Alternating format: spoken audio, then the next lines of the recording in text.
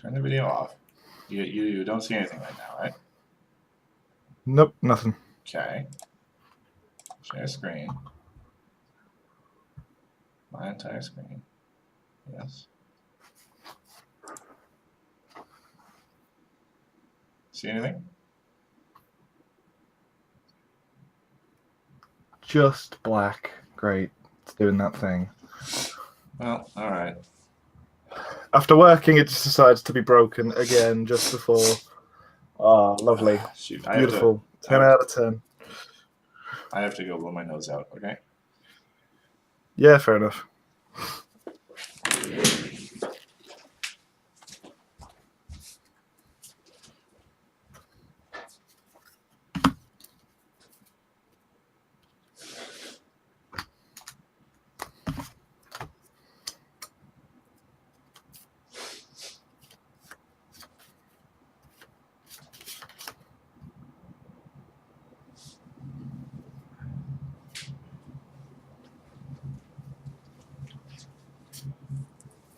Well, gee, if it's going to be like this, maybe we shouldn't have run the test.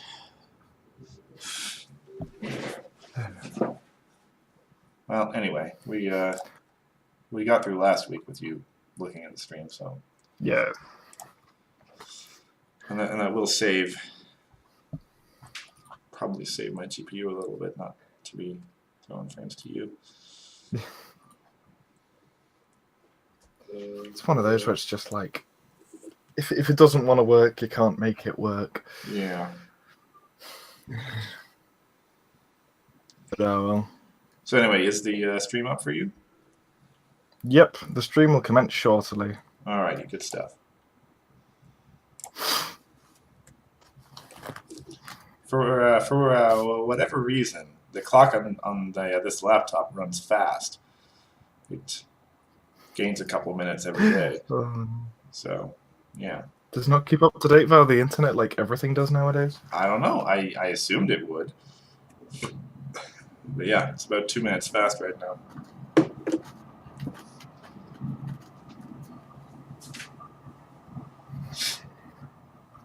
Hey, look, a pile of marks and times, commons and uncommons.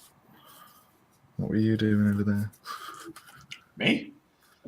No, I just looked through my box of, like, I'm just going around my room and I'm like, oh, hey, a pile of commons and uncommons. Right. Oops. I need to put them somewhere.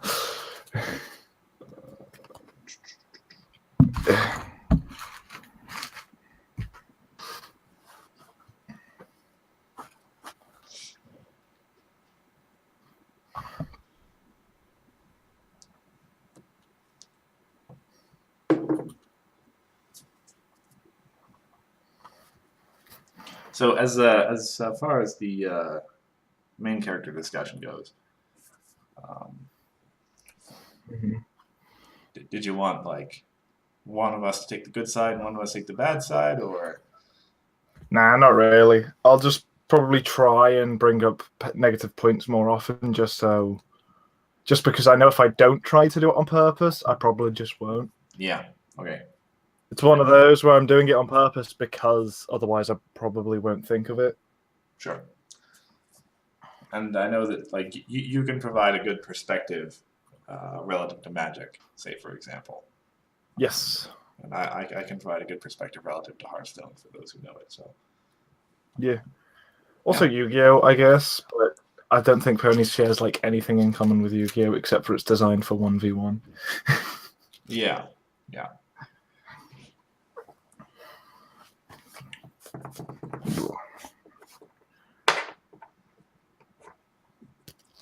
We currently have one person. Woo. Is that you? Don't know. Does it count myself when it's got the watching now number? I'm not sure. I imagine it would. I kind of guessed it would be like watching now. It would be like watching now other than yourself, but that's just my instincts. Don't know. Ah, well.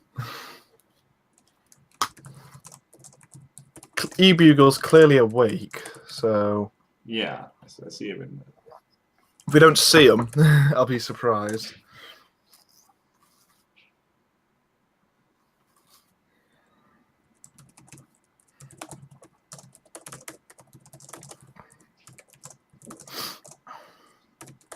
But yeah, it would be so hype if we actually got a spoiler for this. Oh my gosh.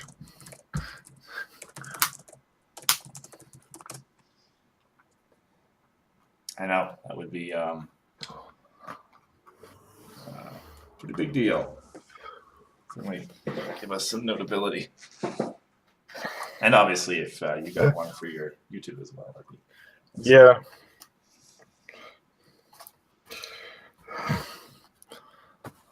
It would basically fulfill like the wish for 2017 for the channel, which is get more involved in the Reddit. And I don't know if I got a spoiler, that would be cool, of which I did not expect. But with this, I'm kind of like, it could actually happen. Yeah, totally. And if Enterplay has actually figured out how to do proper release scheduling, then there could be more to come after that. Oh no, I'm expecting a long one, because if they want to claim the one after this is also an expansion to Block 2, I'll question it a little. Yeah, more than 4 expansions to a block. Expecting a big delay just for the sake of we're trying to design a 300 odd, high 200s to 300 odd card set to get a new block started, which is fair enough. Yeah. At the end of the day.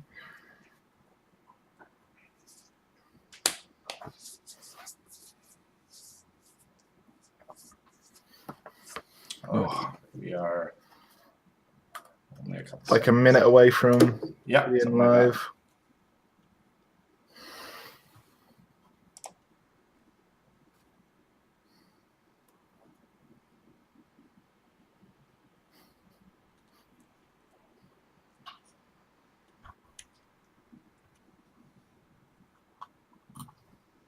Like the transition is going to be a little unfortunate because I just switch it to being my main monitor, and then I have to go get the actual slideshow set up. You can just explain that it's on your laptop, so everything's a little less streamlined. Yeah, which I certainly will.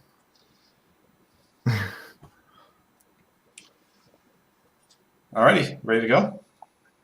Yep. All right, let's do this.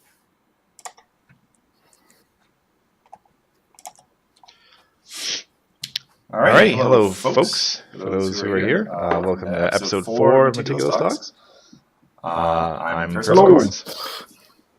And joining me today is, as he always joins me, the lovely Solving Problems. We're properly live and actually talking about stuff, eBugle. I know we were already live, but yeah. It's proper and official now. Yeah, we were just had that little header in there for any folks who want to show up early. I know it can be very disconcerting when I say we're live and we have a little technical difficulty to show up and the stream's offline, so better to have that little header image there. So just as a heads up to folks, I am having a little computer difficulties on my end, which means I'm streaming from my laptop today. Which essentially means that I only have one monitor to look at, and so Solving is the only guy who's able to see the chat today. Hello. Yeah. So I'm going to be trusting him to relay anything important to me. Well, you're echoing badly.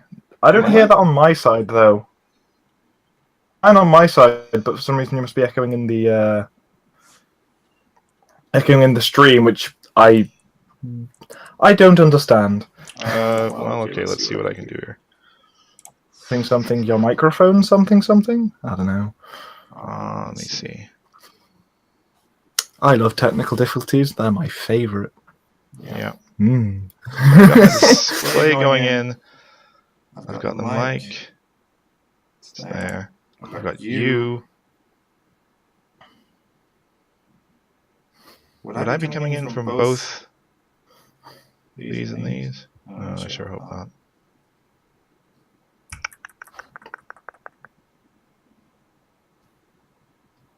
I don't know, is your laptop the chat we're in and your microphone naturally? Maybe it's that?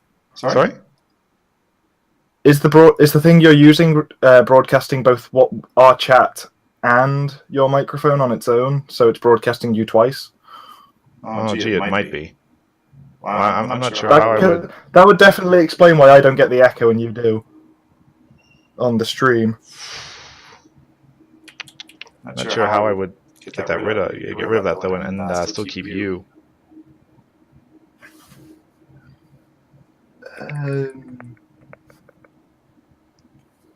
Not sure. I'm not very techie with stuff like this. Yeah, I know. Just see. Oh.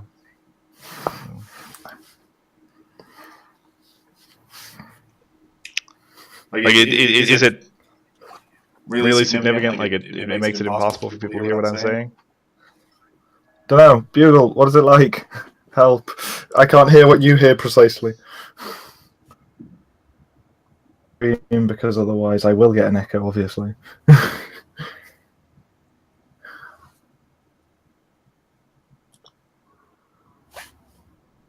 It wasn't actually echoing until he started OBS. So you weren't actually echoing until you started the open broadcast system. Stands for, I don't know. Sorry. So you weren't actually echoing until you started using OBS? Or whatever it is. I've been using it. He wasn't echoing until he started. I don't know what he means by that. So is it echoing right now? That's a good question.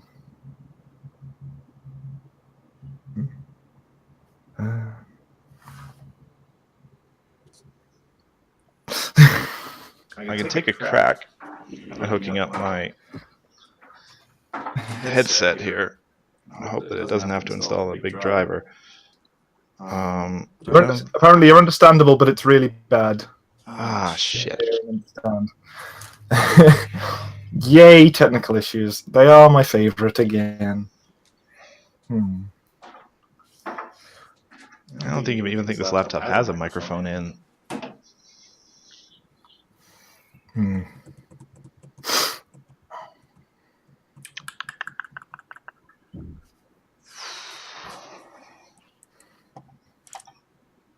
Okay. And it's apparently still echoing. Yeah. It's going real well. Oh, dear. Let's try switching to a different microphone. So, that help at all? Let's find out. Is it helpful? Chat.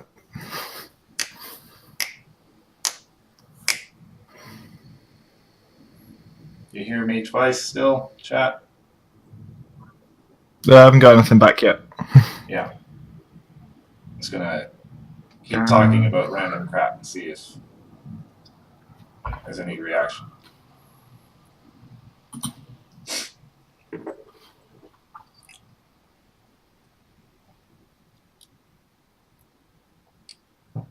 I'm blue, dabba dee dabba da, dabba dee dabba da, dabba dee dabba da. Just one? We good? There's no echo now. No echo now? It worked. Alright, whatever. We can start, apparently. Okay. Doing a really good job if Enderplay is watching and saying, hey, are these guys running a good enough stream that we can give them a spoiler? Oh, yeah, lovely. Take whatever this could possibly be. Should we get started? Sure, let's go. 7 minutes late. 7 minutes late, yeah. For those of you who've been paying attention to the Reddit, there was a positive slew of spoilers this past week. We had beautiful. Almost as many as when we did our first stream, actually. So let us get right to it at first. And then, of course, as we mentioned last stream, once the spoilers are done, we'll be going into a more sort of game design type discussion. As Solving requested. Since it's your topic, perhaps you should just give us a little brief summary of what that's going to entail. So yeah, it's because I'm a very sort of game designy feeling type person. It's all about how main characters impact game design, how the game's played, are they a good thing, are they a bad thing? You know, all sorts of questions like that. because I really like delving into questions like that, and yeah, because Magic is such an open design game that I like sort of delving into how design works. To me, I don't know. I might be weird. I'm probably weird. I think we'll. But yeah, so just a lot of discussion on how it affects all aspects of how the game works. Honestly. Yep. Certainly valid to examine those points. Alrighty, so let's get to it. We're going to take these in order of reveal. So first up should be a card that I was very excited about when I first saw it. Sweetie Belle, most traditional. Yes. Incredibly powerful white-orange card, honestly. Yeah. The fact how stubborn is one of the things that pushes it over the edge for me. Indeed. It's just kind of ridiculous, and I love it. Yeah. So, for anyone who hasn't seen this card, which I hope is not many, especially if the chat's just Bugle. No, that's Lunatic again. Oh, outstanding. Okay. Good stuff. We have 2 cost, 2 power, white and orange, stubborn, as you mentioned, and of course this immediate ability to exhaust, to examine the top 2 cards of either player's deck, reorder them, or put them to the discard pile, which is something that we haven't had at all before. It's always been look at them, put them on the bottom or the top. The ability to throw them to the discard pile is new. Yeah. And that's... coming through and like went, yeah, this is a card that's needed to counter some strategies. All right, let's just do it again, but better, and 2 colors. Indeed, yeah. Like this is, this card throws a huge wrench into purple, because there hadn't been much to deal with throwing stuff on top of your deck, nap cakes, etc. And this card makes that a lot more complicated for the purple. Yes. Yeah, and it's very good. People point out that yes, the purple player is going to nap cakes this card. Fair enough, but I think to myself, if the orange-white player has 2 of these cards out, what do? I don't think there's a way to deal with that from purple's perspective anymore. Because if you throw one of them, he's just going to use the other one to make sure that one doesn't get thrown away. It's one of those where I'm like, you can be like, oh, but they'll just do this, and they'll just do that. But having this as an answer in the first place, like, just saying it dies to removal, the fact that the card has good abilities on it, like, everything, quote unquote, dies to removal. True. Good job. And if all else fails, you get to play it, exhaust it, and disrupt your opponent straight away without them being able to react properly anyway. Yeah. I don't mind that. That's good. The ability to just throw it, and then even if there's no face-off going on, it's like, oh, I'm just going to mill you for 2. Why not? Yeah, like, can't really argue with it too much. And of course, because it's stubborn, there's literally no penalty. And except, of course, like if your opponent's got like a breakdown or something, maybe. But besides that, like obviously the punishing exhausted friends cards still exist, but that's it. So it'd be weird if this was like a once per turn ability instead. This is the best way to frame it. Yeah, I guess so. But even I used to play a bit of orange-white in the past when it first came out, and I felt like this card's going to make me just go, that again. It's a fun colour combination, admittedly, and I absolutely adore the Trend Hoof. Indeed. It's like got Diligent 1, showy, and reduces all home limits, and it's just like, yes, come on, let's do this. And Applejack's hat as well, outstanding resource. Oh my gosh. What it allows you to do. Hilarious. Oh. So certainly, perhaps... a card that takes so long for you to realise that you don't have to play it on your own friend. Indeed, yeah. That was mind-blowing moment for me when I had that realization. Of course, it was when someone did it to me that I was like, oh, wow, okay.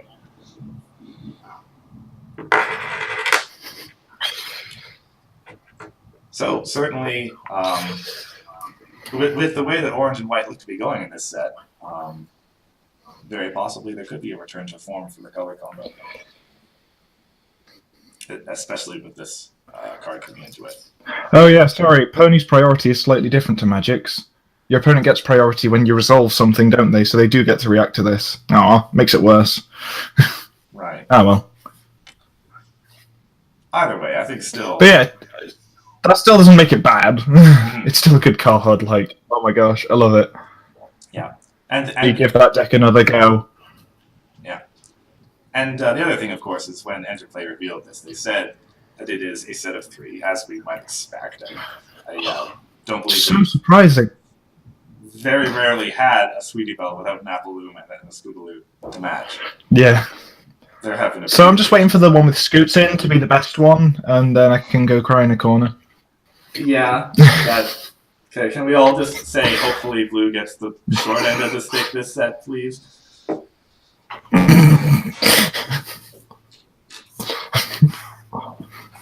Yeah. Yeah, so, yeah. The other ones are real good.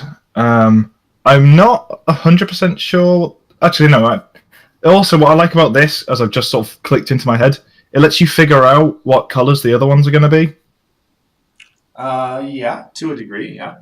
It's orange. So Apple Bloom will probably be orange-blue, and then Scoots will probably be blue-white. Blue-white, yeah, to complete the circle.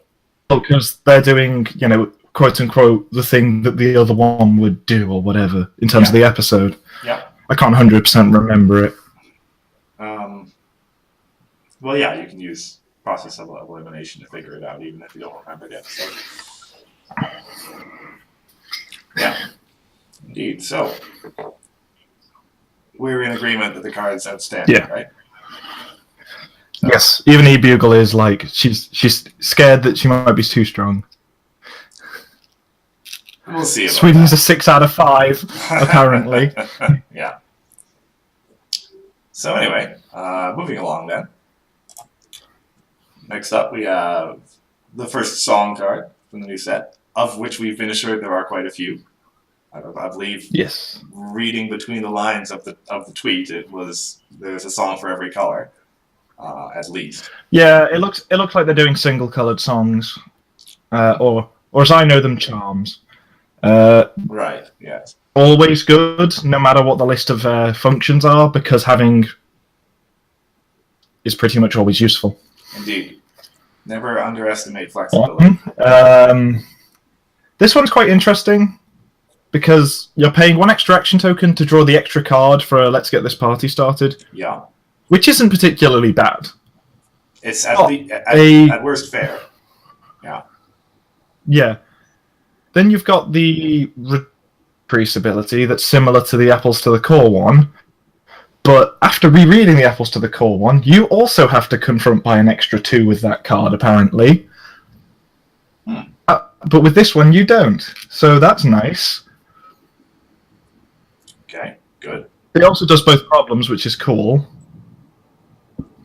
And what is the last one? Let me reread it. Oh, yes, you get to steal a thing until end of turn. Yes. All of these are functions that will be useful in some way. Because if all else fails, you have draw 4 cards, make your opponent need 4 more power, or take a friend and probably cause a double face-off or something. Indeed, yeah.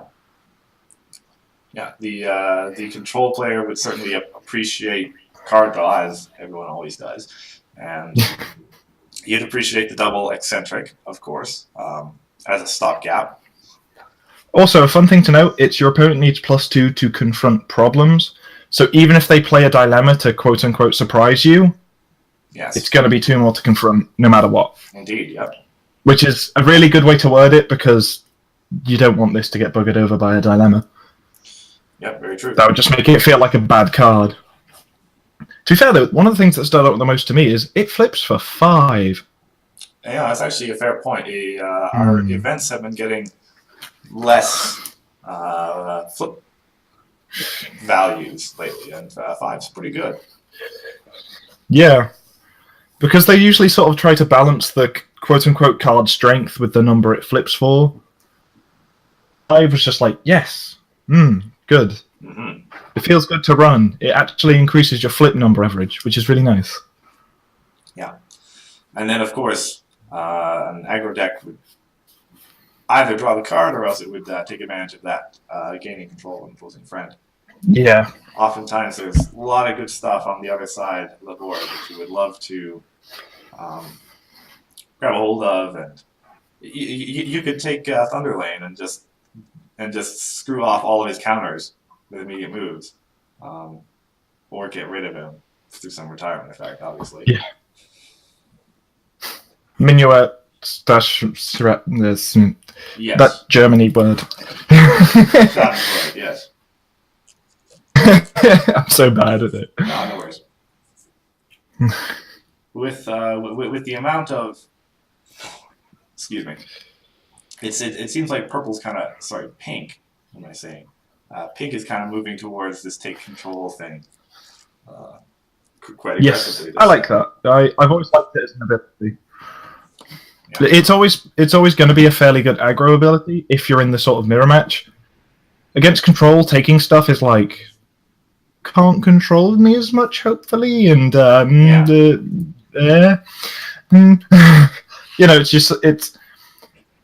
it varies on matchup how useful steal effects are, but they're usually not bad. True enough, yeah. I looked it up, and Pinky's Present, the requirement on it is lower than Simple Mix-Up, the original effect. So if anyone Royal, you literally have a 10 times better replacement because it has more functions and is easier to play. Yeah. So, if any deck was running that card, this card is an obvious pick. Yeah. And I an obvious replacement. It will probably be an obvious pick. Well, maybe not an obvious pick, but certainly worth experimenting in any pink deck, probably. You see, my question is that I can't really figure out myself is it strictly better than Let's Get This Party Started for, like, strict aggro? Gee. Because that one extra action token is, ooh... Yeah. It changes your ratio from 1 to 3 to 2 to 4, so it is less efficient for drawing cards.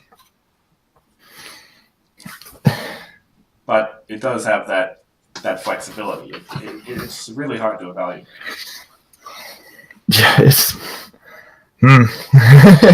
That's what I've been sitting on this entire time, because obviously, every time the new set comes out, I once again try to make pink-yellow work. Mm-hmm. So this is definitely on my list of, do I? And I still haven't figured it out, so it's just going to be in testing. It's just going to be in testing, that's a fact. Yeah. And for my part, I'm starting to consider the possibilities of pink-purple control as well. So obviously, I'll be looking at this from the other perspective, but still worth looking at. Yeah. Okay. Was there any comments in the chat, Solving? It's more. It's more stuff that we got to, but they sort of, obviously, between us talking about it and then them seeing it, there's a bit of lag, obviously. It's right. A little extra this time due to it being on your laptop. Mm-hmm. So, don't think we haven't talked about yet. No, because they brought up, like, that it's... Because when I first did it, I was trying to do it from memory because I hadn't come up on the stream yet, and obviously I have to use it to see. And so it's the point saying that it's not just both problems, it's every confront. It's good in control if you have a retire outlook, which we mentioned, like Minuet. Oh, and Soaring, the blue-pink one. No, costing more makes it not strictly better. Unless you're tricolor with Coco Pomel. Oh, yeah. Gee, that's an idea, yeah. Yeah. And that is all the comments. All right. Oh. Wait a couple of weeks and you'll see Pink Purple live. Oh.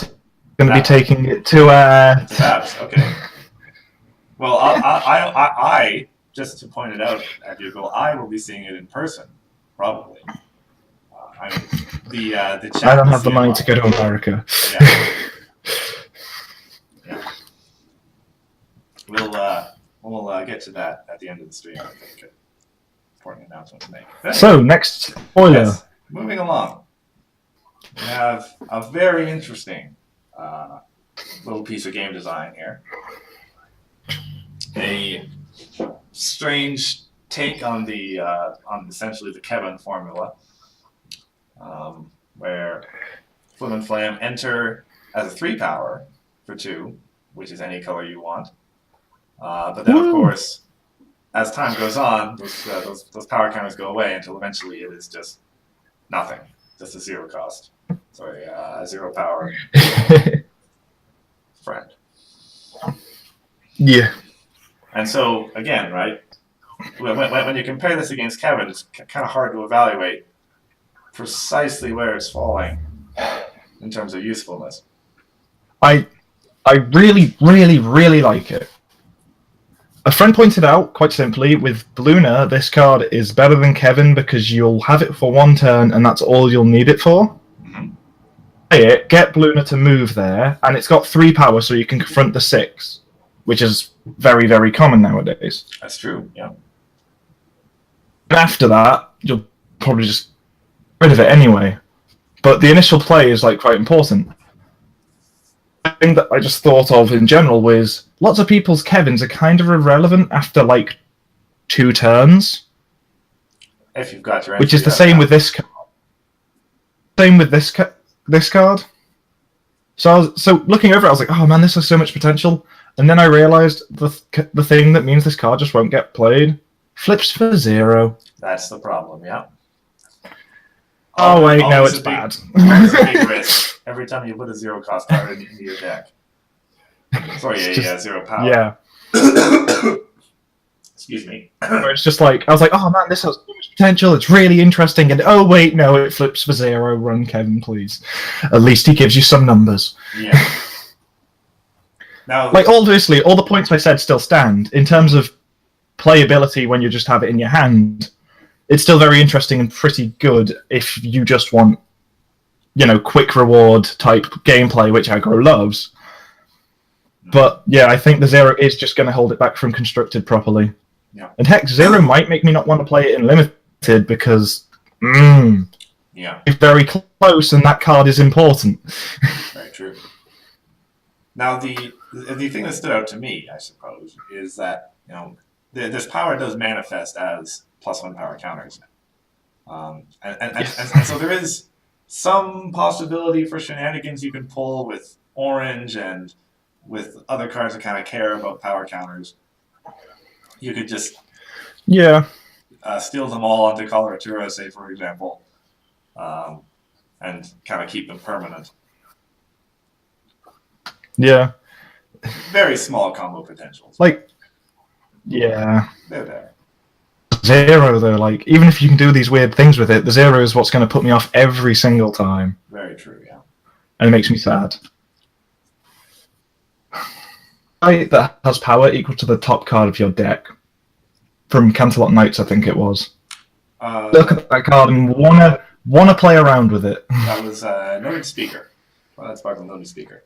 Yes. I constantly want to mess around with that card, but the fact it has 0 written on it always makes me stop after a while. Mm-hmm. Yeah. Because it just makes me a little sad. But yeah, yeah, it definitely has its play potential in all sorts of different strats. Because of the fact it just, it is a 3/4. It's efficiently costed and it's nice. Yeah. But yeah, the 0, man, it puts me off every time. Yeah, quite likely so. But yeah, we'll see. We'll see. Sorry. For those not in the know, I am recovering from a cold, so potentially you'll get a bit more coughing from me as we go on. But yeah. I'm here for you guys. So I really want to. So the point of bringing up Meticulous, I still don't like risking it, even if I have a bunch of sources of Meticulous. The chat, because duh. Even when you can manipulate, that one time when you don't manipulate will be the time you flip 0 and you will just groan. That's how fate works, good old Sod's law. Yeah, if you take the argument to a somewhat more extreme location, if you had a pile of Meticulous in your deck, would you be okay with running the card that makes you lose the game when you flip it? Yeah. Yeah, I kind of feel like that is... I love that card. It's so funny. Mm-hmm. My favourite play I've ever had with it is my opponent had it, and I used Hasty Retreat on it at the start of a face-off, and they lost. Gorgeous. But yeah, so E-Bugle pointed out, because I completely forgot about this main, the Muffin Mare main, the orange one, from EO, this is a very easy 2-cost flip for it. That is a good point, yes. I also feel like if you move it to a problem, chances are it's under lock and tree, and then you can run one of Orange's 8 trillion 2-for-3s and just put it on the problem with it, so you may as well run them instead. I guess these guys do your second color, but you know, it's... Yeah, it's going to be interesting. It's... yeah. I like them, but I just don't think they're good enough. It's one of those. Yeah, I kind of have to concur with you there. Worth a shot, maybe. Give it a month, and we'll have everyone's sort of opinion on it properly. It's one of those where you kind of need to play it to figure it out properly. Mm-hmm. Who knows? There might be some weird combo that will make these guys the pivotal piece. Card ever. And then they get banned, and we can't play with them anyway. Yeah. So anyway, moving along again, we have this new resource that I was very excited about when I first saw it. Hard to see. Mixture of a it's kind of like a 10-carat hat on one side, and on the other I think there was a resource that did +2 power. Yes, it was in Cancelot Knight. Yeah, blue, and it was like Enrage something or something like that. Like Enrage the Beast. I don't know. E-Bugle probably knows its exact name. Yeah, funny that this was once a blue thing. Interestingly enough. To be fair, remember the Premier Blue main could only flip if you had a Troublemaker on the other side of its problem. Indeed, yeah. Like, what? Blue, you have changed. Just a phase Rainbow Dash was going through, basically. And of course, it's that, but the power of this card, certainly for anyone who's going to be playing it on Troublemakers, is that next little piece of text that says, if it gets dismissed, which happens when the Troublemaker gets defeated, when the Troublemaker goes away due to uniqueness, etc., it goes back to hand rather than going to the discard pile. So, obviously, say I had a Twinkle Shine, I have the problem with immediate retirement for the Troublemaker to play. I can just plop it right back after you defeat it, and it's still there. Yeah. One of the small issues I have with this is that the very same colour has a card that gets around this, or is the colour that gets around this ability. Cracking the case, you're right, yeah. Dismiss! It banishes everything, for whatever reason. Mm-hmm. So, in like a mirror match, this card is a lot less useful, because chances are they have type effects where they'll just banish things, and they'll have cracking the case, which banishes a Troublemaker, and so it's kind of like, well, it works everywhere else, I guess. Yeah, it's a point well made. Even Party of One, is a dismissal or a banish? I don't remember. It's banish. It's a banish as well. Okay. Yes. So it's absolutely crazy. Yeah, it's primarily against pink, basically, that you'd be considering this use. Yeah, because if it gets frightened, Heart the Sea just kind of falls off. Yeah. Well, when you're playing it on Troublemakers, it's obviously good against. Oh yeah. Like this has a lot more power on a Troublemaker because only really one color just straight up straight up banishes Troublemakers. Yeah. And that's the color it is. Playing it on Friends, as well have just run 10-carat hat because you're probably trying to be somewhat aggressive. And oh no, my friend got dismissed. I'll just play another one. It's half the time what you do. Relatively true, yeah. So. Yeah, I don't know. It's a perfectly fine common for protecting your favorite thing, and also in limited, if you have a really, really powerful enter the battlefield trigger, say enter and dismiss or something, stick this on your favorite enter trigger and dismiss it to home limit on purpose. Oh wait, no, it's retired to home limit. It's retired to home limit. Fingers. My silly little idea is bad. Ah well. But yeah, stick it on your favorite thing with an enter the battlefield trigger, and then your opponent has to think for quite a while. Yeah, certainly. Or they'll just frighten it because blue's the best colour ever. That is still true, unfortunately, yeah. Don't worry, it's the worst colour ever in this set, honest. As I kind of had this conversation with Solving before the stream started, but the kind of interesting idea that pops into my head is potentially using this with some kind of unique friend shenanigan, because when cards are dismissed for uniqueness, the game is dismissing them. So if you threw this on a unique friend and then had that uniqueness violation happen, the card would come back to your hand. That's just a point about game mechanics. I can't think of a situation where that's actually good, but worth pointing out that that's the way the game works. Someone will figure something out if there is anything. Yeah, I imagine so. But in general, card seems pretty good for control decks, I would say, in general. Yeah. If you want to throw a Troublemaker back into play, if you want to, they finally defeated your Nightmare Moon, and then, I'm just going to play a Troublemaker to that problem again. And yeah. It's not going to replace certain cards, though, is my issue with it as well. Like, I'm not sure if it's going to be able to see play properly because, say, like, Starlight exists. The new Twilight main is blooming insane for bumping up Trollmakers and stuff.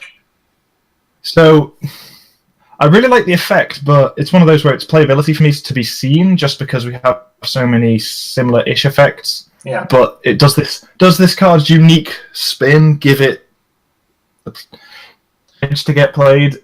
I'm not sure. I mean, it's...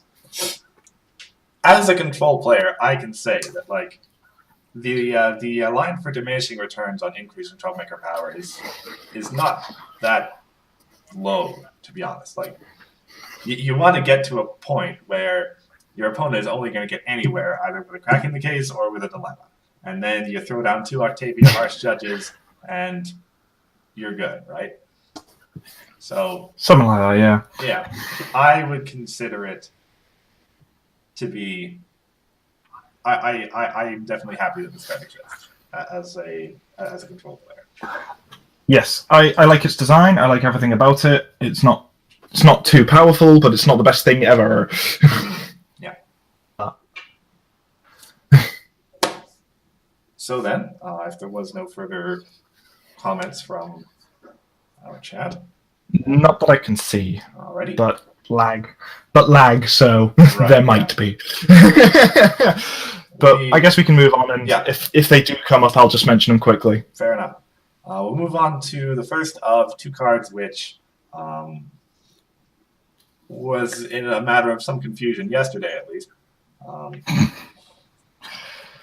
I very nearly did include the April Fool's Day version on the stream, just because, honestly, I wouldn't put it past Enterplay to actually make a card like that. And the same with the other one. Yeah. We need to be nice to them. We want them to give us... No.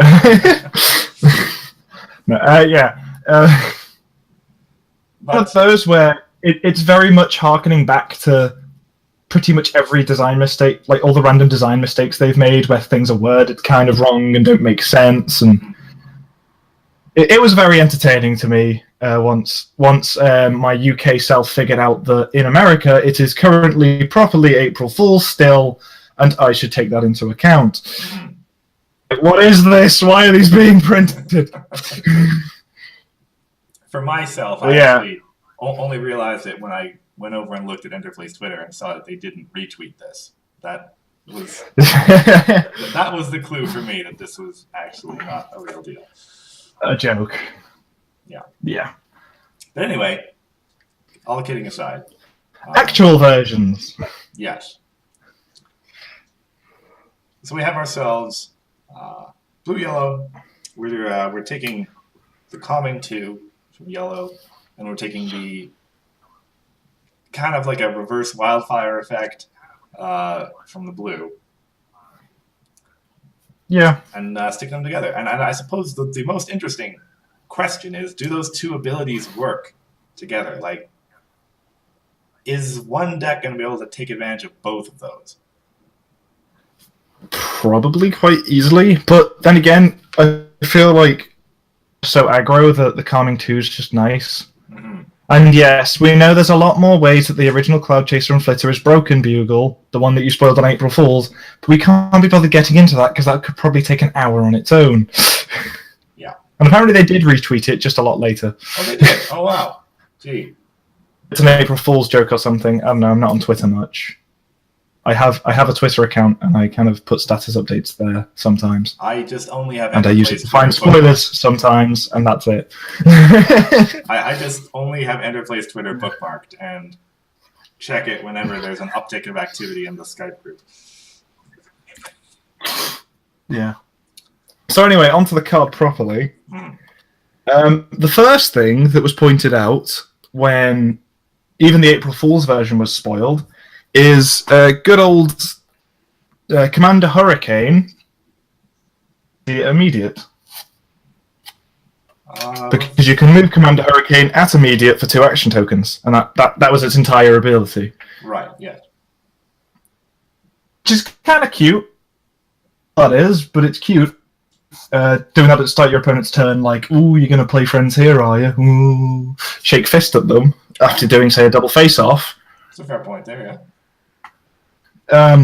But other than that, it just seems like good aggro card. Please use. Are you running Baton? Why not? This card is like reads. Please run Baton with me because duh.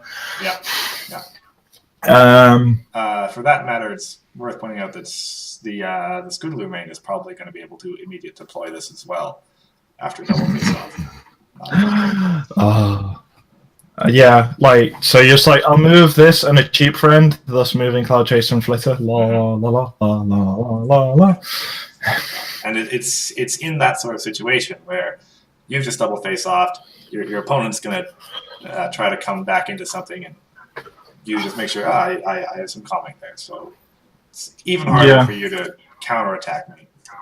And of course, that I'm just going to double face off next turn anyway, so yeah. Yeah. It feels like the calming wasn't an afterthought, played as an afterthought. If you get what I mean, putting it on it wasn't an afterthought, but it might get played that way because, well, you've just got a really nice aggro ability anyway, so whatever. Yeah, it's entirely possible. It's one of those. Excuse me.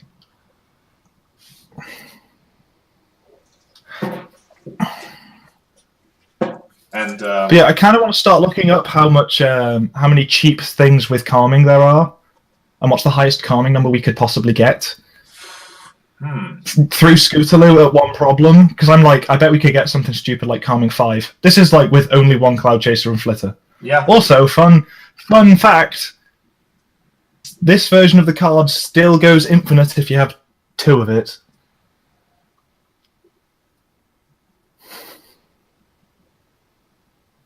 Move one. I'm kind of tempted to agree with you, but and then move the other. Yeah. And then move the other. Which is just pointless in many cases, but the thing I thought is there is an Equestrian Odyssey's common that gets +1 power each time you move a friend. So infinite movement, for no real reason, actually has a sort of place to be dumped. So that's nice. Yeah, I guess so. So yeah, I think you're right, honestly, but I thought we were past the ages when these kind of unfortunate interactions would get thrown in on just one card. Yeah, I know, right? But yeah, like, to be fair, I've just realised because I've reread it, it's not cost, it's power. So Baton's actually kind of anti-synergy with it, and that makes me cry. Thank you, Lunatic, for pointing that out. Right. Good point, yeah. So Baton's slightly anti-synergy, but that's fine. With Spitfire floating around, etc., you'll probably have one-for-ones with Swift that still work with this card if you have one Baton out. Yep. You want to play two, and if you play one Baton, you don't get your infinite combo of movement, but we won't be too relevant. I don't know. Yeah. I still really like it, and I know my friend that runs Blue-Yellow was going to have fun with this, at least testing with it a bit. Yeah. And can we just point out the obvious point of the flavor text, which is, like, did you write that yourself, Bugle? That's incredible.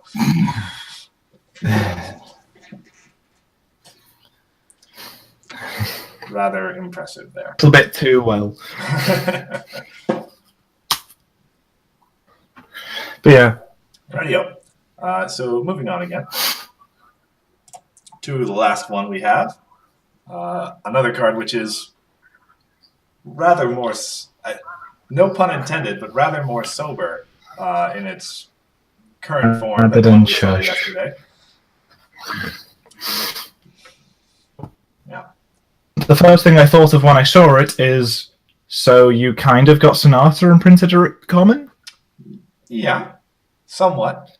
But obviously they are quite different, and I still feel that Sonata's got more card, but the comparison is a bit too easy to make. Yeah. Well, Sonata's primary advantage is immediate, right? Yes. So this one is officially the cheapest form, because before this we've had 2 action tokens, we've had one that cost 1 action token, but you had to switch one of yours for one of theirs, and they got to choose their one anyway.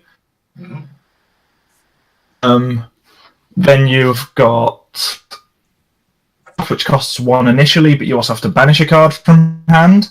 So this is our official, which is cool.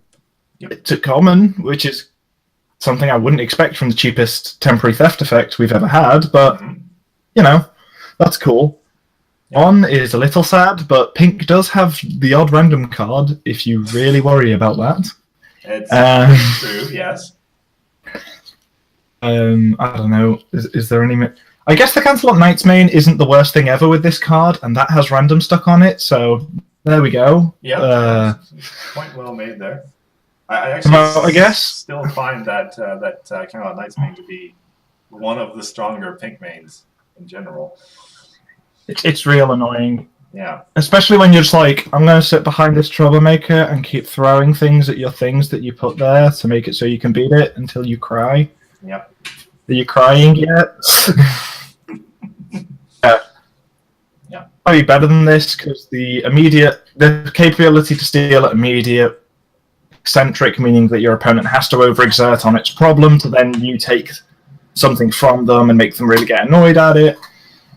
But yeah, Blue-Pink has got a new let's eat this with Sorin card, I guess, is the way I think this will go. Yeah, point well made. And one thing that... Other than that, Control probably likes it, but I don't really know. Yeah. I don't think it fits into my pink-white Control, because Party of One, usually you're just going to get rid of everything anyway. It might go in, but I like dismissing stuff rather than taking it temporarily. Or taking it as long as I have Sugar Bill. That's also good. Yeah.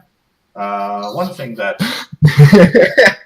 I had originally thought of with the original version of this card is what you can pull off when you get this out hasty. You play this in Blue-Pink, you can play it with an Under the Wire or something. Or perhaps with a tricolor, purple and orange, you flip a Philly second on a face-off or something like that. And then...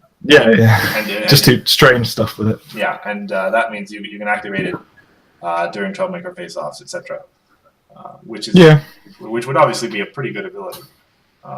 Yeah. The control player is usually going to have stuff sitting behind that troublemaker, which would be quite useful for getting rid of it. And that's something that I've been thinking about a little bit more and more, is that ability to use hasty for pink, etc. So, yeah. I think this card would have been too pushed if it had hasty naturally, though. Oh, for sure, yeah. Oh my god. That would have essentially made it Sonata, but without the card cost. Yeah. Nothing else to say about it. It's just good. Yeah. Yes. Just try it. Just run it in decks. If you're running pink, give it a go, because it's not particularly bad. I'm actually looking out my window right now and seeing pretty significant blizzard hitting Calgary, for what that's worth to see. I have sun. Yeah, lucky you. The UK has sun for once. Isn't that nice? Well, wait, sorry? Sonata apparently keeps... Ebugo said that Sonata lets you keep till end of turn, so you can retire what you steal to your own home limit. Yes, it does keep to end of turn. That's correct. Wait, doesn't end of turn effects end before home limits resolve, though? That's what I thought. So that's why I'm like, does it actually work like that? Like that? I've never had anyone play it like that, and I'm pretty sure if someone did, I'd call a judge that we don't have. I'm pretty sure there's a point. I'm pretty sure there's a point in the rules where it says this is where things that last till the end of turn end. And then you do your clean up stuff of home limit, hand size. Is there anything else on that list? I can't think of anything. Those are the only two, yeah. And I'm not a judge, so I can't say for sure. Yeah. Well, anybody? Sorry.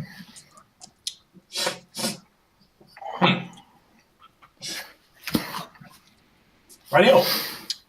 So I think that brings an end to the spoiler discussion. Yes. And here's to hoping that the next couple of weeks are just as bountiful for spoilers as these two have been, because these were pretty impressive. Set is only about a month and a half away. Yeah. Which honestly still sounds like a long time. But, yeah. It still feels like ages away, and it makes me sad, because I just want more cards already. Yeah, obviously we all do. Get your pre-orders. You can only brew with the same card pool for so long. Yeah, this has been long enough. I mean, it's worth remembering that we were dealing with spoilers from Arcs in Time last April Fool's Day, which is obviously a problem. Yeah, but that's not what we're discussing today. Yeah. Sorry. So, with that part taken up, we can segue into sort of the main, once again, no pun intended, main section of this stream. So, why don't you give us a little introduction again, Solving? Yes, so main characters. The game coming from playing Magic, Yu-Gi-Oh, and a few other random things like Netrunner. I gave a try a couple of times and stuff. The thing that stood out to me the most was the good old two-faced main cards, because that is very unique to the game. So, card design, I propose that we discuss impact main characters themselves have on the entire game and how it works and how it means cards get printed and things like that. So, have we got a list of points? I can't see if there is one yet. No, main character discussion. Cool. Yep. I have it right here. Cool. So, what was the first point you wanted to talk on? Well, just to give my own perspective on the issue, as I've said here in the stream before, sorry, My primary CCG background before MMP CCG was Hearthstone, for those of you out there who played it. And in that game, you build decks around classes. And each class has its own distinct, what they call a hero power. It's this thing that you can do, which gives that class sort of its flavor.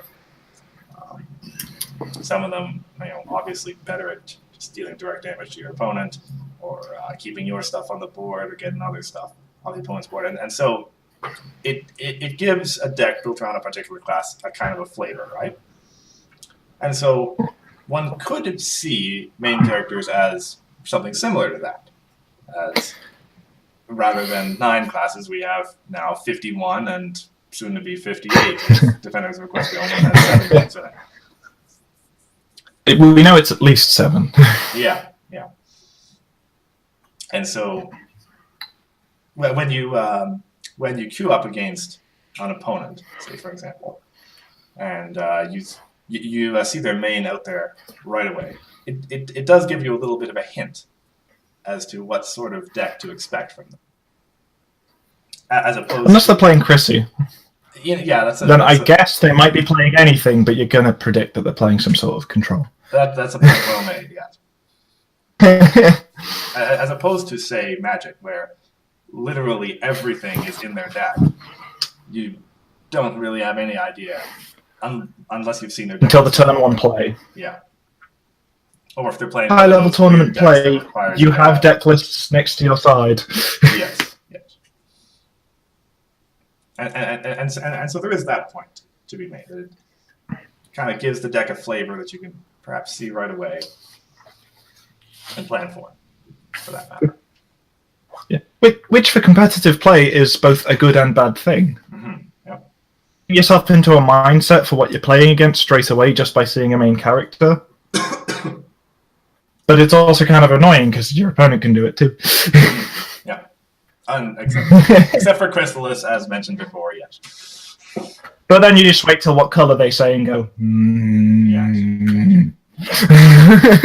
Now, I suppose it's worth pointing out that the same thing can be said of the problem deck, right? That also is immediate information to the opponent before the game starts. Well, the only one you're supposed to really see is the starting problem, and lots of them are colorless nowadays. It's worth pointing out, yes. The vast majority of decks, I think, run Trading Traditions these days. Well, maybe not the vast Trading majority. Traditions, A lot of them. Under Lock and Tree. What other ones have random start gain outsides? Second Chance. Second Chance. From time That to I can time. think of. Sorry. So it's one of those. So it's very unique to this game. Mm-hmm. Yep.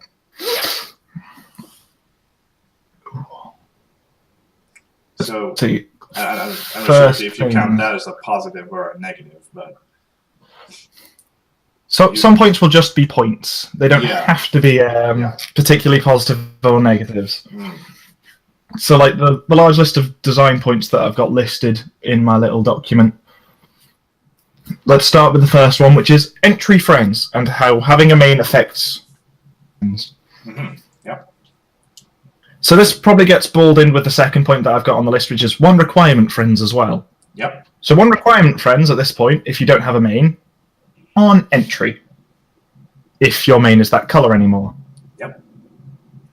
So that's an immediate sort of impact. It means one requirement cards are a lot more playable because of main characters. And designing around with one requirement lets the friend very much have a bit of the color's flavor without giving it to every color, so to speak. Very true, yeah.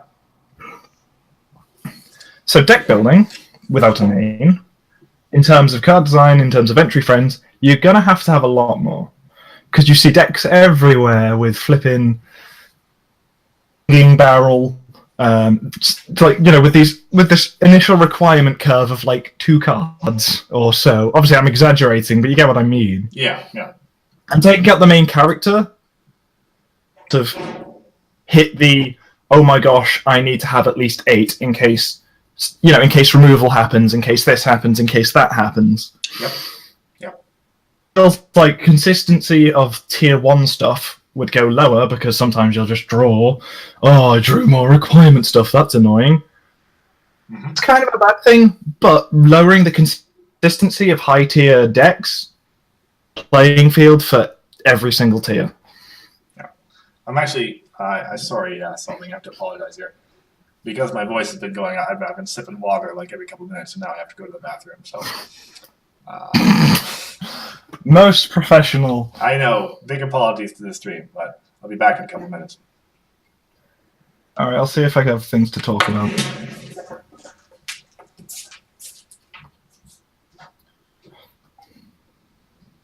So, where is it?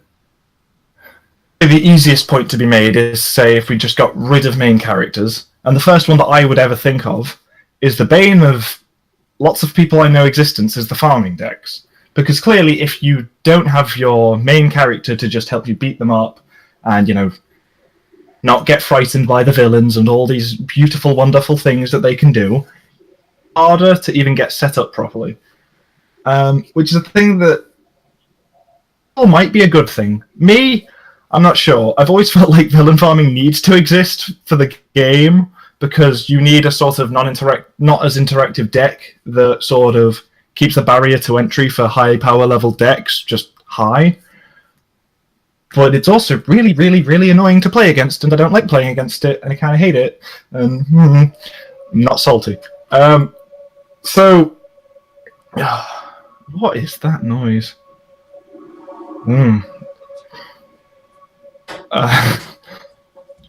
Okay, I don't know what that noise was. Apologies. Tired. But yeah.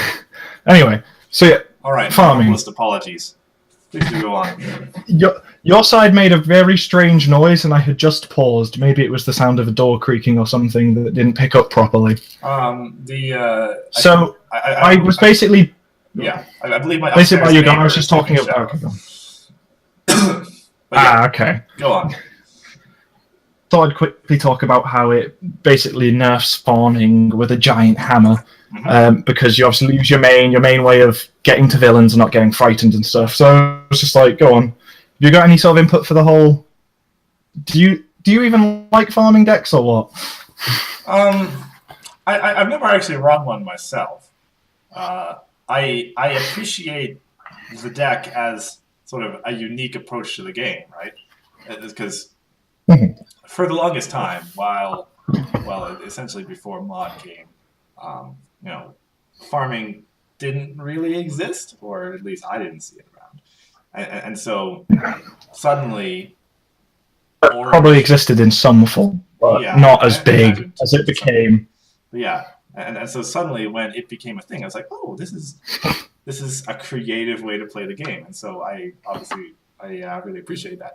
It sucked to play against, certainly it did, but it's not fun to play again. Yeah, I kind of afford it the same respect I give to any combo deck. It's you found some cool way to play the game. I can appreciate that.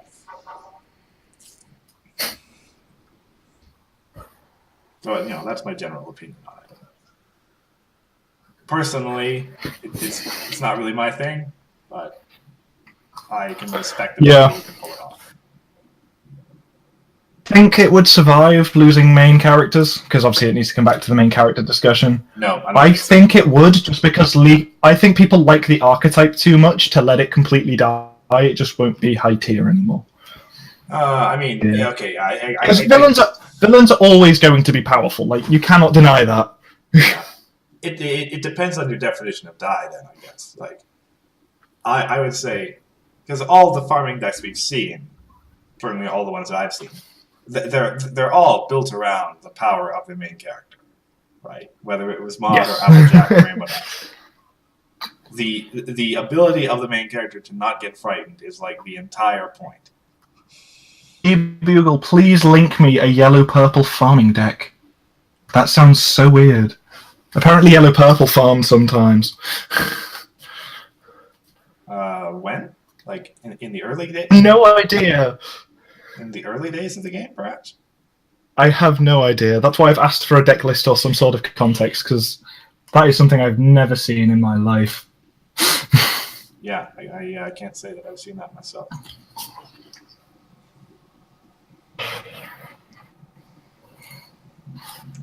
Yeah, but certainly that would be my opinion. That like the special properties of the main character are like so core to the idea of farming that it just wouldn't work properly without it. Yeah.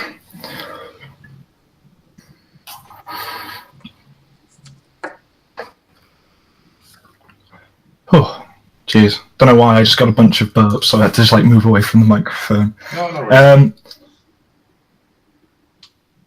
But yeah, so I guess sort of. Oh, go on. No. I was gonna say, I guess a point to go to after thinking about sort of epics and farming is definitely then thinking on removal and how its strength changes without a main character. But I'll let you talk on it first because I'm kind of like. Yeah. I guess I'll let the control player talk about that, right? So it's true that if the main character didn't exist per se, then you could, with the way that the gating system of the game is designed, right? With the requirement system in place, it's like impossible to completely rob your opponent of entry. They're always going to have those colors there. At worst, one. At worst, one. Very likely 3 at any stage in the game, unless you're playing Dreamweaver, the only main in the game that's 2, or whatever. And so, to some sense, that makes removal a little bit worse, because you can never completely get your opponent down to where they can't do anything, which I know that is a... Yeah. Thing that you would love to be able to do. It is an evil thing, but would obviously but it is what Control wants to do, yeah. And so there's that. Now, of course, that's not to say that removal doesn't work. Obviously, pink decks have done very well with it in the past. Yeah, and well, I've done well using Party of One. Very much so. Yeah. One, if there was no mains, would have to be banned. Like, that's just a fact. Yeah. Or at least would need to be considered for it, because, yeah. Yeah, and I suppose it's worth pointing out that the existence of main characters provided that design space where Interplay was able to go, okay, it's okay to print a card that just annihilates the entire board. Yeah, like the design view of how removal works would have to change an insane amount to the point where it would have to be like, oh, if you could have, like, if you wanted it to be fair, Party of One would read, banish all but one friend, but then they get given resources that, turn them all into resources that do the, the absolute discord requirement things. Yeah. I'm doing something weird like that, so it's not just like, haha, now you can't play the game. It's more of, there you go, you can keep playing, but you can't confront. Yes, very much so. Constant requirement of the main character, how powerful dismissing, banishing, frightening, and everything else like that can be. Indeed, yeah. The worst thing you can really do to a main character, you can take away the abilities, obviously, but then utterly drained. Yeah. Sorry. Or if you want to get more esoteric, you can unflip them using Chaos Capital, or I believe back and forth as well. Crystal Games. I forget the name of. Oh, I'm not entirely sure. Random Daring Do villain guy. Okay. Oh yeah, him. Yeah, he can do it as well. I think that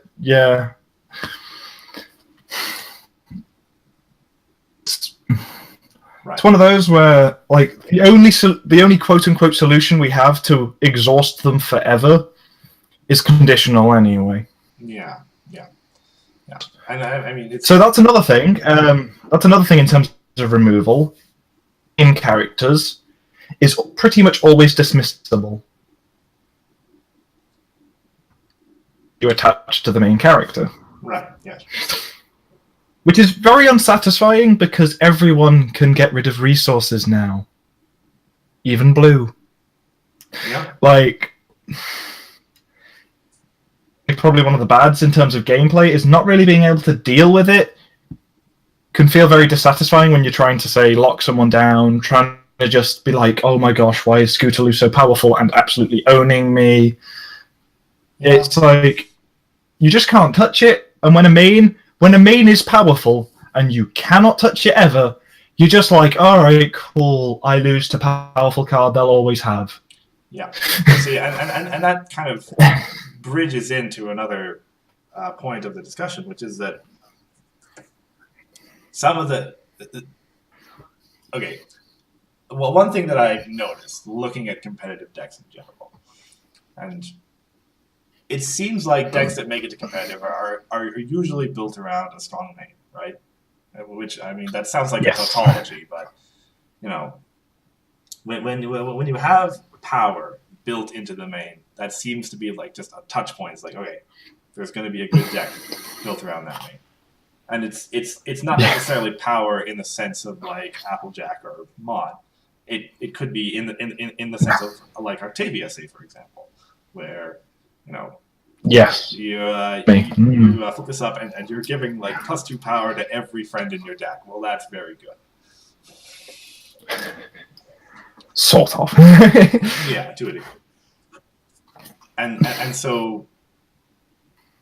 Well, one can arrange the main characters as we have them into tier lists, and I'm not going to do that right now because there's a lot of main characters. There's probably something like that somewhere. Yeah, and you know, the ones that aren't necessarily good, you're probably never going to see them in serious tournament play for that reason, right? Which is a shame. Indeed. Yeah. Don't see that color. That color, yes, we all know which color you're talking about. No. But yeah, so I think I don't know if I made note of it, is game is really, really diverse in terms of deck lists. Mm-hmm. Only 4 mains. It's gonna look boring no matter what. That is true. Even if it's like, there's 3 versions of playing Scootaloo. There's 2 versions of playing Applejack, Ambassador of Honesty, or whatever it's actually called. I can't think about it off the top of my head. Even if there's then 3 different Chrissy decks, if you just see Scootaloo, AJ, Chrissy, and I don't know, maybe that Rainbow, it's just like, so I have to run one of these 4 mains to get, to play a good deck. Yay! Which is a little off-putting, honestly. Yeah, honestly it is. Really? Wow! I thought some random person would have actually made a main tier list. Oh, it actually doesn't exist yet? According to eBugle, no one's got around to doing that yet. Why don't we do that sometime when we get bored? Yeah, I could throw that to... Well, I don't know. We could do it in a stream. Get viewer feedback and everything. Sounds like a fun fun thing to do sometime. Yeah, perhaps in a couple of weeks or end of the month or something like that. I mean, obviously, we should wait until Defenders actually comes out. The new mains. Although, to be frank, we know most of the new mains anyway. Just a big spot in the dark for Thorax. The best yellow main ever printed. It reads, when you turn this card over, win the game. I mean, perhaps that's something to talk about. Is the flip condition is earn 15 points, though. Yeah. See, that's the thing. We have for a long time through Premiere, through Camelot Knights, to a degree, even up to Crystal Games and even up to Absolute Discord, I think the mains were all pretty straightforward. They were all 1 power on one side with some flip condition, and then turns into 3 with some other text. There were a few exceptions. With some nice abilities. Let's see, there was a Fluttershy that got to 4 power. Like, Fluttershy could go to 4 power because it had Caretaker. Yep. You had the ultra rare Celestia and Luna that could flip back, activating some And the Celestia, one of those two has 2 power on its flip side, which makes me cry because they're already bad. That's Luna. Yeah. And and then Rock and Rave got printed, and the only good mains were these 2 mains that got printed in Rock and Rave. Yeah. Well, my point was, which is kind of an issue. Point made, but the point that I was going for was, then on into Absolute Discord, we got some mains which changed that formula, right? You had you had the Discord main that was 3 on his start side, and then he could flip to and fro based on playing too many cards and then you playing enough cards. Yeah, and in the Crystal games, for example, we had cards like Derpy, which the flip condition took so long. Yeah, the flip condition is very hard. You have to confront 5 times, was it? Well, yes. Get a counter on confront. Yes. Counters. The flip condition is very hard, but the text on the other side is quite good. But that flip side. Yes. And so that kind of changed the game a little bit, you say. So it shows that there is room, notwithstanding that Derpy never saw play, but there is room for amazing text with difficult flip conditions. Yeah. And so it's not necessarily beyond thinking to have a main where the flip condition, where the text is, say, when this flips over, you win the game. But it's like something really hard that you have to do. Mill your opponent's entire deck, or have like a 12 power friend in play or something. Then again, that 12 power friend is a very possible thing nowadays. Yeah, 12's not hard. It'd have to be, something. And so, Interplay hasn't really taken advantage of that, but it's worth pointing out that there is that design space there, where your main character could almost be like a quest of some sort. It's like, I am trying to fulfill that win condition. It's right on my main. Yeah. Also, just on a side note, that the current diversity is bad, just that characters and the way they're designed could make the diversity look bad. Because Bugle's like giving me stats from tournaments and being like, it's all diverse and stuff. And like, I know it's currently diverse, but like, obviously, it can end up being interpreted like that. And vinyl tournaments or 800 mods, 800 vinyl tournaments where that's all that's going on. Can't say I ever saw anything. Some good times. That big, but yes, it's certainly true that, as you pointed out, after Rock and Rave, it certainly seemed like we were in a 2-main meta, which was a real unfortunate. Which is something that wouldn't happen if mains didn't exist. It's true. Obviously. It's true.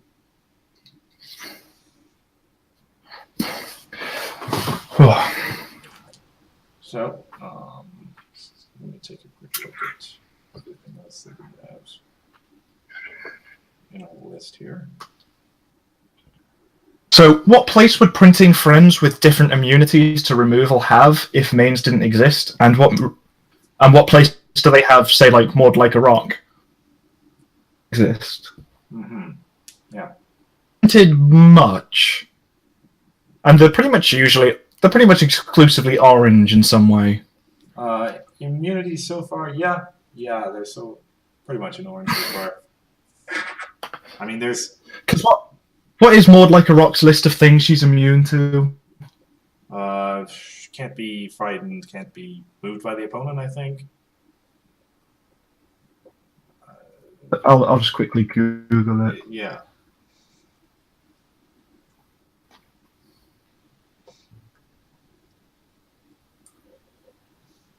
So this card can't be dismissed, moved, or put into its owner's hand from play by opponents. Right. And if that had been if that had been like a Mark Some Time card, they probably would have added can't be put on top of the deck as well. That's because so it can still be frightened, which is just fair enough, yeah. But yeah, like yeah, that's a fair point, Bugle. Vinyl and Maud forced them to make more powerful mains 3 sets later. That's yeah. Worth pointing out, yeah. Those were some good times, guys. It's fun. Yeah, it was a. I mean, it's at least you only had to buy Rock and Rave to get those mains. Like it's not like you had to buy packs or anything, but there were ultra rares that nobody could get hold of. Yeah.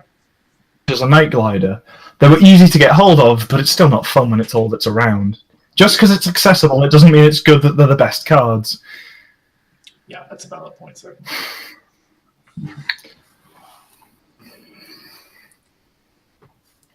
What else do we have here? Well, okay, this is an incredibly nitpicky and small point that I just kind of want to make, is pulling ultra rare mains out of packs takes the mystery away, because I like taking the 3 uncommons and sticking them right at the front, and then going through and getting to the end and being like, cool, I take out 3 uncommons and go, oh hey, I pulled a main. Fair enough, yeah. Just like, oh come on, I wanted the surprise, but now I know I got Starlight, and yeah, it's good, I guess. we all have slightly different philosophies when it comes to opening packs and such. I know for my part, I just like to kind of fan it, and then kind of you see as you're getting close, oh, the art on that card isn't respecting the usual boundaries. And then you know it's an ultra rare or whatever coming up. Yeah.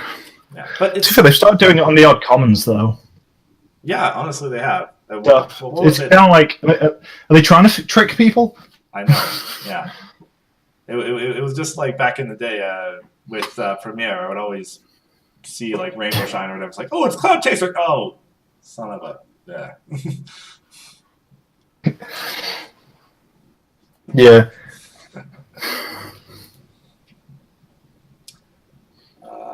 But yeah, it's a point that's well to make is that whether mains should even necessarily be in packs is a question to ask, right? Because they are. Yeah, like, so designing a set. I feel like a thing we're ignoring and we should probably bring up is sets have to make money. Yes.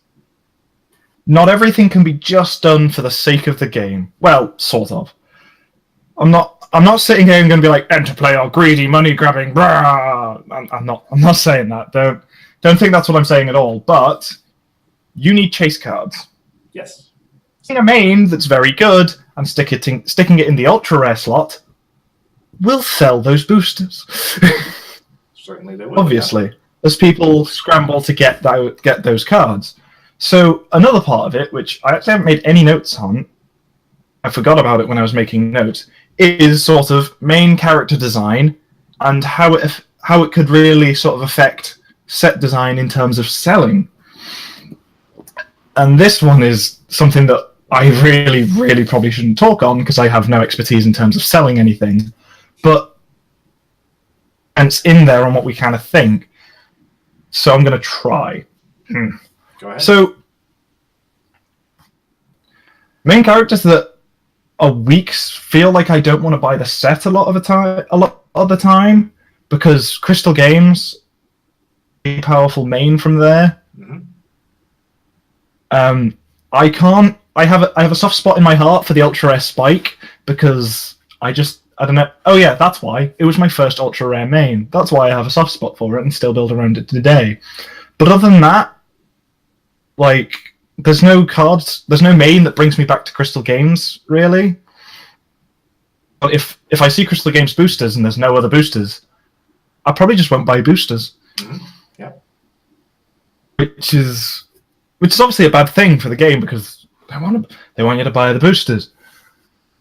So printing very powerful mains, say like in Equestrian Odysseys, the Chrissy, I flip and adore that card, it's really cool, and even though I already have one, which you only need one, oh dude, it's good trade value, even though everybody probably already has it, because Equestrian Odysseys has been opened so much, it still is in my head like, oh dude, I could get good trade value, so I'd still probably buy the packs, even though I like need nothing from the set. Yeah, very true.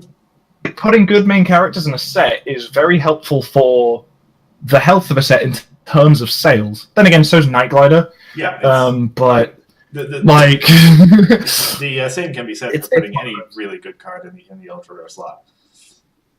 Yeah, like it's one of those, but one of the things that makes me still think about opening marks in time, even though I think I've opened way too much of it at this point, is Luna. Yeah, it's good. It's good to get that main. Like it's one of those where it's like it can kind of attract you to buying. Luna was a high magic main. I said marks, didn't I? Yes, you did. Yeah, high magic is the one I've opened infinite amounts of. Yes. Sorry. But yeah, it's one of those where I'm like, I know I probably shouldn't because I'm pretty sure I have 8 copies of every rare and playsets of every ultra rare I need. Them because I'm weak. Yeah. Oh yeah, totally. The AD, like I really like the design of the Chrissy. That's such a cool main. Mm-hmm. Yep. And I still see people wanting it, like nowadays, because it's just fun to play with. If you see random AD packs, there's people who are inclined to buy them. Yep, totally. Sense on this, I kind of feel like I'm making the same point 12 times. Yeah, and it's good main sell packs. Yeah, and it's worth noting that, as I said before, you could say the same thing about cards like Nightglider. But due to the way that the game's designed, right, you can run a passable, you can run like a passable blue deck without Nightglider. It won't be as good, but you can run it. Yeah. But the main probably still win in the matchup where they have Nightglider if you draw well. Yeah. But the main is the keystone. You literally cannot run that deck without the right main. And so it does have a higher kind of draw potential for people who say, okay, if I want to run that deck, I got to get me a Luna.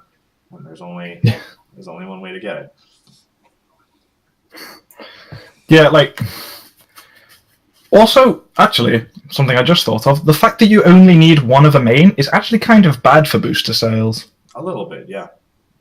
With Nightglider, you're going to be buying a lot of EO until you have 3. Try a main, you could just pull it lucky and just get it, and it's like, oh, sweet, now I don't need to open a million more boosters for this set. Yeah. So, yeah, I guess they also kind of for booster sales at the same time. A little bit, yeah. Weird. See, this is why I like doing discussions like this. I just sort of, while I guess rambling is probably the best way to put it, I sort of just figure that, like, I sort of just make of in the first place.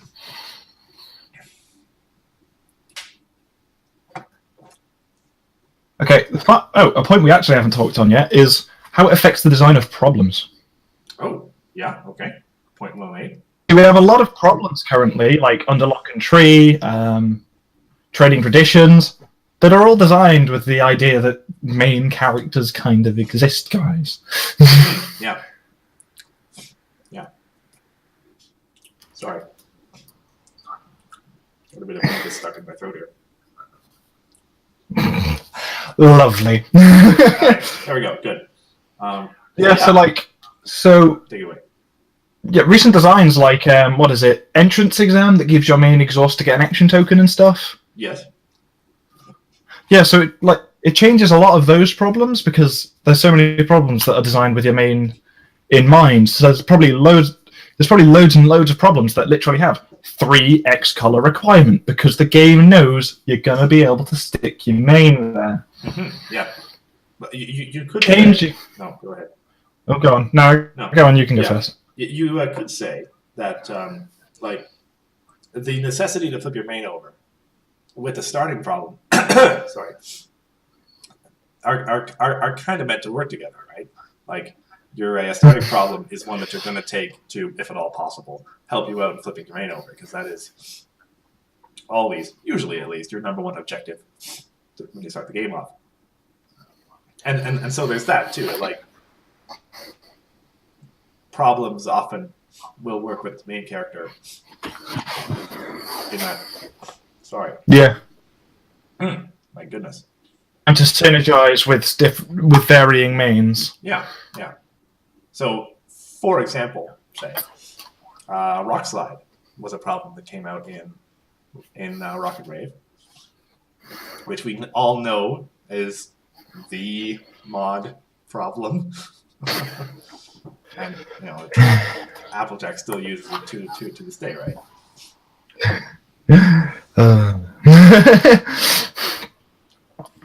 And very similar large to how size. Ambassador Twilight would use, what was that problem? The Carolina Knights one. Oh, the one with Spike on the image. Crap. I still remember. Everyone knows what it is. We just can't recall the name. But yeah, that's also like Yeah. Although they're from different sets, so it's not as sort of clear cut as like other ones have been. Yeah. Obviously, like with the Maud one, because it's clearly the Maud problem. Yeah. But yeah, like, because would problems requirements go down or would they go up? Do you think in general without main characters? Without main characters, right? Because I'm like, maybe their precise requirements would go down, but their general could go up if they wanted to sort of really change sort of the game's pace. Yeah. This whole hypothetical removal of the main scenario is hypothetical. Yeah. Because you're right that a lot of problems that are built around a particular color will have that 3 requirement. It's all got the 3 power of this. Yeah, and the express purpose is to say, you just plonk your main down there. Yeah. Getting 3 power. And heck, something like guilty until proven innocent that specifically moves your main. Mm-hmm. So it's, if you look at it, it actually has, is it 8? So it would go to 5 is its actual number, sort of thing. Yeah. It's things like that where it's just like a lot of small things would just be like a little bit different. Yeah, and it's worth pointing out that a flipped main is always going to be it's a 3 power friend that you move for 2 always, right? Versus getting 3 power from hand is usually going to require 3 AT, right? Yeah. And so if you kept the problem requirements the same and you got rid of the main character, chances are the game would slow down to some degree. Yeah. And so that would be an argument for removing main characters would mean decreasing problem requirements, probably. Yeah, because it's just harder to get requirements in general. Mm-hmm. Where if they're getting rid of mains, would you do it on purpose to slow the game down? Then again, that's a discussion for another day. Is the game too fast? Yeah. Which I'd probably say, nah, not really. Right now? But yeah. Well, like you said, discussion for another day. I'm sure we all have opinions on that. Yeah. I miss how slow it used to be, though. It was fun when you could make an incredibly strange comeback out of, like, nowhere. Yeah, well, that's what first confronts kind of do for you sometimes. Yeah. Well, it's like, oh, hey, 2 3 power problems. I'm just going to double confront and get 8 million points this turn. That okay with you? Cool, thanks, bye. But yeah.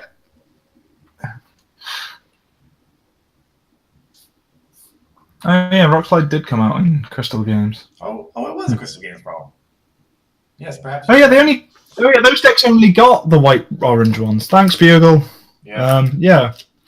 Appreciate your sagacity. It's still busted and was probably designed with Maud in mind because they just released it.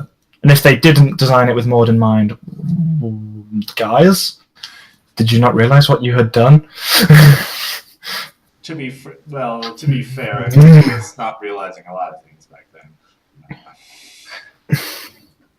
Man. From what I've seen, yeah. Enderplay, please give us a card to spoil. We promise we won't bash you anymore.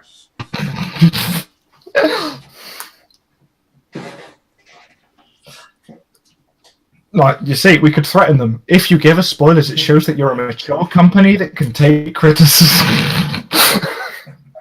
No.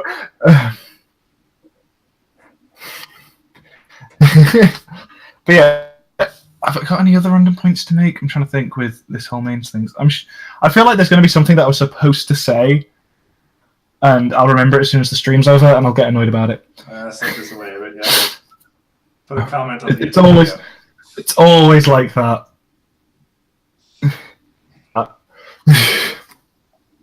Bev, so I brought up a lot of points, and I made quite a lot of the list we just sort of worked off of.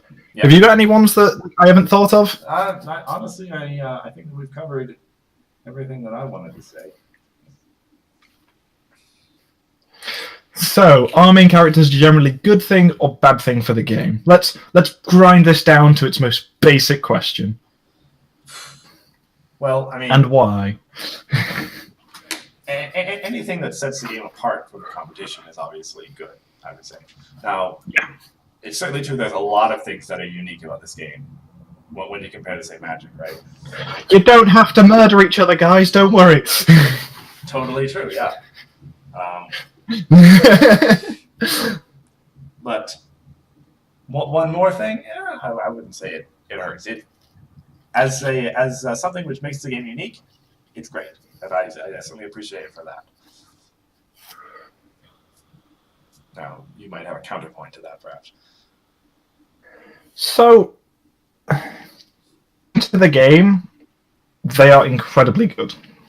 Mm-hmm. Unique, they are interesting, they're very eye-catching when you first sort of pick up you pick up your intro deck, open it, and you're like, what the... why have I got this weird two-faced card? And then you got to open your book and be like, main character, and then it gives you questions that you want answered about the game, into it, play it, and if you fall in love with it, you fall in love with it. From a high competitive standpoint, it's a real tough one because points that can be made about why it holds back certain things, why we've not seen a yellow main in a million years, because they're all bad. Well, they're not all bad. They all can't compare to the completely amazing mains. Yes. So it's one of those where it's like, they're amazing, but for me, from a competitive standpoint, they're kind of just like, they just sort of grind my gears. Yeah, because mains feel very casual to me. Don't agree with me, but to me they feel really like a casual thing. Competitive thing. Yeah. It's a point that's fair to make, actually, to go back to what you said about colors. It actually hadn't occurred to me before, but from what experience I have at Magic,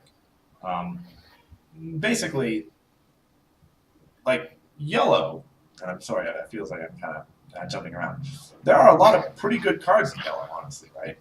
Oh, yeah. There's so many good yellow cards. Oh, my gosh. And so the argument could be made that were the color not held back by a list of kind of behind-the-curve mains, the color would probably be fine, right? Like in Magic, that's all you really need is just to have a couple of insane cards to say, okay, I'm going to build a deck around that.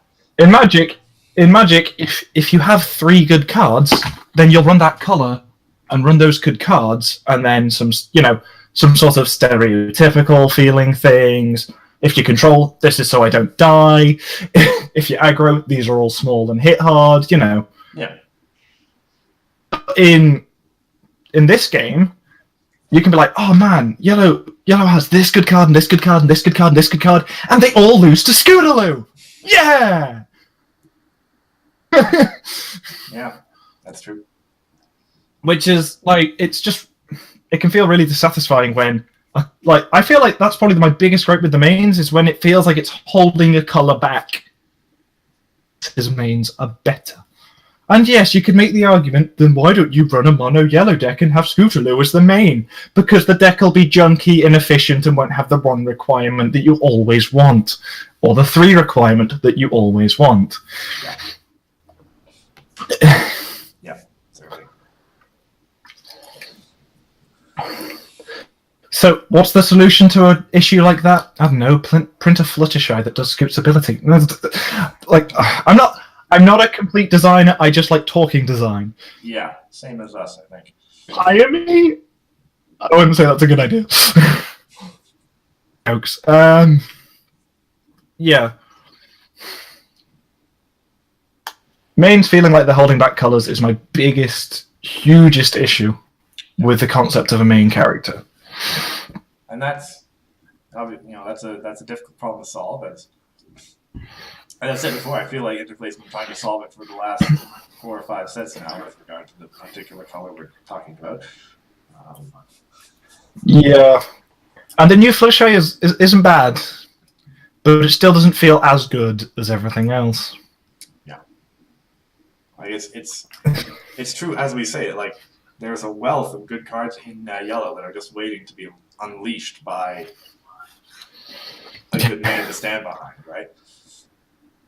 Pretty much. Like, every now and again, I go over to looking at, like, mono yellow critters, where you run 3 copies of Conductor's Baton, 3 copies of Fast Food, a 1 cost make 2 tokens ability gives you 6 power. Mm-hmm. Yep. Like, if you've got 2 of those out, which you often can do, mm-hmm. which seems completely crazy, but then Scootaloo moves a 4 power friend and a 5 power friend, and you go, I have to spend action tokens to do stuff? Yep. And, like, you actually have to, like, set up.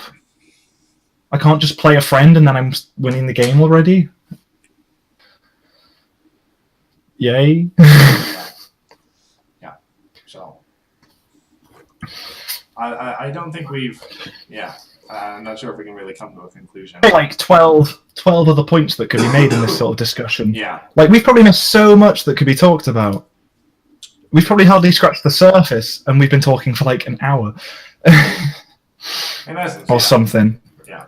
I imagine some very smart people have put a lot more thought into this. More into Note to self, next time you want to do a discussion like this, just invite the people who know loads and loads and loads. Hey, Bugle, want to get... No. Well, I mean, just to say it, I would not be opposed to having guests on the stream from time to time. Yeah, that would be cool. We'll see about that. But yeah, this one is, been on my mind since I started playing the game.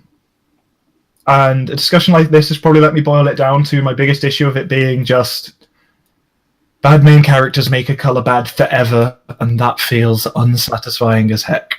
Certainly, yeah. Other than that, they help the game in so many more ways than they harm it, I feel. Trying to think of negative things to say, because otherwise I probably wouldn't on purpose. Without doing it on purpose. Right, yeah. It's like, because basically, unique, they stand out. It's really satisfying when you're like, look at me doing this thing with my main, and it's going all well, and I love this character, and now I'm doing really well while I play with this character, and blah, blah, blah, blah, blah, and Lou, please come back. I miss you. Yeah. My time to go cry. It's the summary. Because I remember, like, near early games, Orange was, like, so... because the mains were so... Especially, oh my gosh, only Premier, you didn't want to play Pink, because flipping Pinky was... just no. Yeah, no, I remember that. No. One time. I have many stories from my friend. I started playing during Canterlot Nights. I have many stories from my friend who's been playing since the beginning. My favourite character. Yes, I forced Pit Premier Pinky. It didn't go well. It never went well. So it's... I mean, to take her flip side, terrible. Don't forget about that. She has random and eccentric one. Mm-hmm. Some good card. Take it from the Celestia fan that I understand his pain. I certainly do. To counter your point of saying that there's no yellow secondary colour decks, yellow is very much a primary colour. Sorry. To me, anyway. E-Bugle in the chat. Mm-hmm. It's like, consider that you don't see yellow as a secondary colour. I'm like, the fact that yellow has no removal is probably a big issue, but to rectify. If it did have good removal, I still don't think you'd see it in the limelight as much, because returning to hand can't compare to putting on top, banishing, dismissing, frightening, because they get round lots of those get round conditions of all varieties. It's a tough call. If yellow got a nap, like it would be sweet. If we think about it in terms of costing, right? I find that return to hand is probably somewhere close to frightened, honestly, in terms of its power, because. But nowhere near as return efficient. something to hand. On average, it's probably going to cost. I would say I don't have the whole card corpus to hand, but on average, I think it's going to be 2.5 action tokens to return the average frame to play after it's been bounced. Pretty much. As compared to 2 for fight, and of course, the problem with return to hand is that you're giving your opponent a quote-unquote free move because they can play it wherever they want, and your enters play triggers are going to refire. So if you add that up all together, it's probably a little bit worse than fright. Yeah. And it's just not costed that way at all. It's costed like it's as good as dismissal, basically. And that's the huge problem. Yeah. Yeah, yellow. I like how we've gone on a side note for just rip yellow. Yeah. It's just like, aren't we good getting removal for some troublemakers? No, every colour's done it in its own way now. Mm-hmm. Oh. And it's sort of now just gone to sit in the corner and not do anything. Yeah.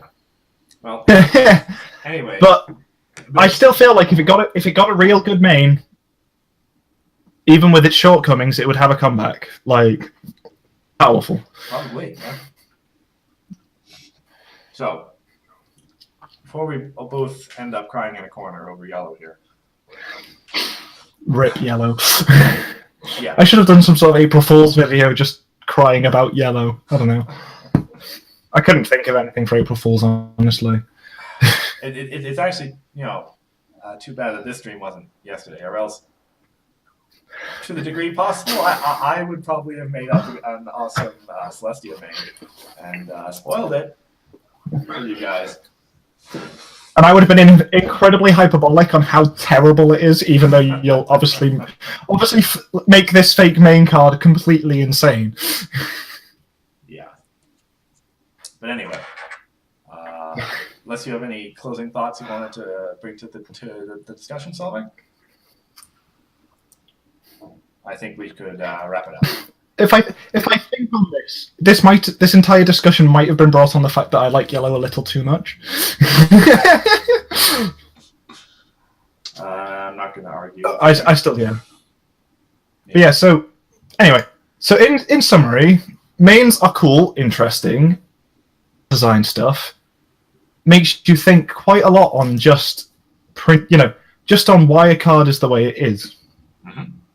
Which, yeah. It's good. It helps you realise why cards are good and why cards are bad.